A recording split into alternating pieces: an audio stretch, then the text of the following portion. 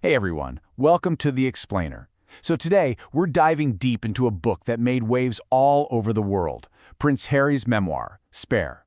It's his version of his life story, and we're going to unpack the big themes he uses to frame his entire experience. So, right from the get-go, the book hits you with this gut punch of a quote.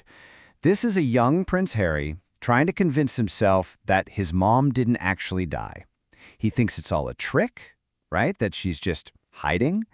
And this one idea, this desperate hope that she's going to come back for him, it really becomes the emotional core of the whole book. It's the filter for everything that happens to him next. All right, so to really get into it, we're going to look at 5 key areas that Harry lays out.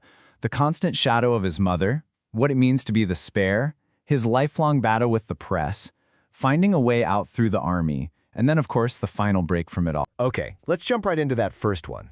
The shadow of Diana. For Harry, this isn't just about a single tragic event.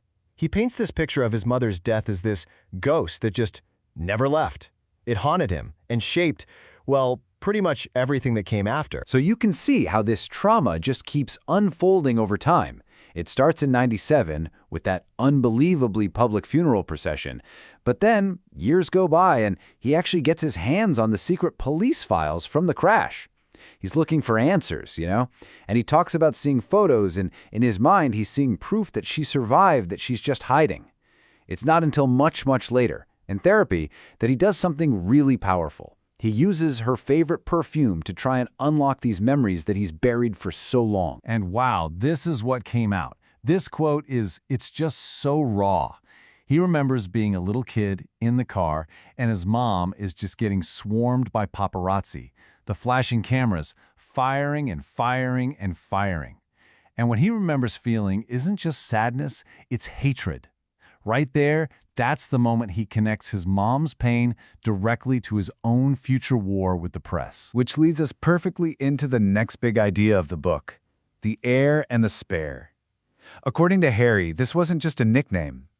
He argues that the moment he was born, he was handed a job title that would dictate his entire life, his value, his purpose, and especially his relationship with William. And here it is. In his own words, he says he was a nullity.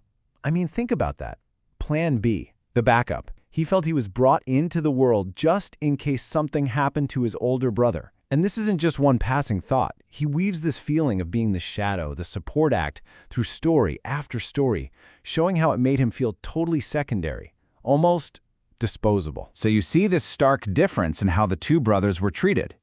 For William, the heir, everything was about protecting the line of succession. There were all these rules, right? Like he couldn't fly on the same plane as his dad. But for Harry, the spare, he basically says nobody cared who he flew with because, well, he could be spared.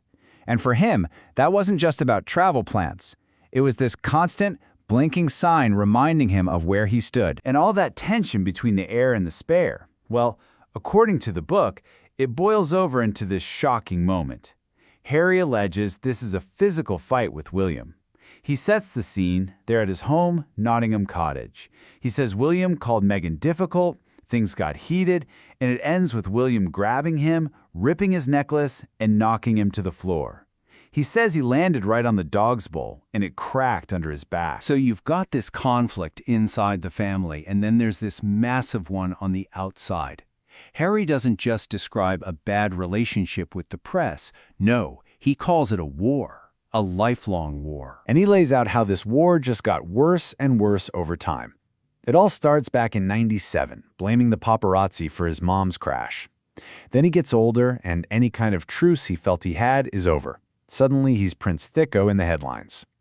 He talks about how this constant hounding just blew up his relationships with his girlfriends, Chelsea and Cressida. But then, when Meghan comes into the picture, he says the hostility went to a whole other level, with what he calls clear racial undertones. And this wasn't just about nasty headlines. It got way more sinister. He talks about him and William becoming convinced their phones were being hacked. Think about that. Super private details from their voicemails are suddenly appearing in the tabloids. He says it just bred this intense paranoia. They started suspecting everyone, their friends, their staff. It got so bad that he says it made them look back at their mom's fears of being watched and think, Oh, she wasn't paranoid. This was real. So with all this chaos and paranoia swirling around, where could he possibly go to feel normal, to find some kind of purpose? For Harry, there was one answer, and he writes about it with so much passion: the army. You can see why it was such a refuge for him. It was his one chance to disappear, to just be judged on what he could do, not who he was born as. He got to be part of a real team, where what he did actually mattered. He wasn't Prince Harry anymore. He was just Second Lieutenant Wales. It was his chance to build a totally separate identity, away from the whole royal machine. But even that didn't last. The escape was fragile. He talks about how absolutely gutted he was when the press leaked that he was secretly serving in Afghanistan. This quote is about that moment.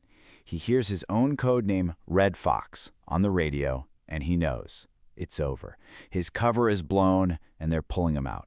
He compares himself to a hunted fox, feeling like his royal status just ripped away the one place he'd ever really felt at home. Okay, so this brings us to the end game, the final act. This is where all these threads we've been talking about, the grief for his mother, being the spare, that brutal war with the press, they all collide. And it leads to that huge, world-shaking decision to leave royal life behind. And he's very clear in the book that this wasn't some snap decision. He lays out the steps. First, the press attacks on Meghan, which he describes as just relentless and racist. Then, the toll it takes on her mental health. He recounts her having suicidal thoughts. All while, he says, he felt his family did nothing to support them. He talks about this big meeting, the Sandringham Summit, feeling like it was just for show, that the decision was already made. But the final straw? The absolute deal-breaker for him was when their security was removed. That's when he truly feared for his family's physical safety. And this is a really crucial distinction he makes. He's very careful to say his problem isn't with the monarchy as an idea or the institution itself. His problem, he says, is with the press, and more specifically, the sick relationship between the press and the palace. He argues there's this toxic deal going on, where the two sides use each other, and that's what made his and Meghan's life impossible. So in the end, Spare basically leaves you with this one big, provocative question. When tradition clashes head-on with a person's survival, what's the real cost of staying silent? It's a heavy thought to end on, and that's our explainer on Spare. Hope you found this breakdown useful. If you want to read the whole story for yourself, we've got a link to the book in the description. Thanks for hanging out with us.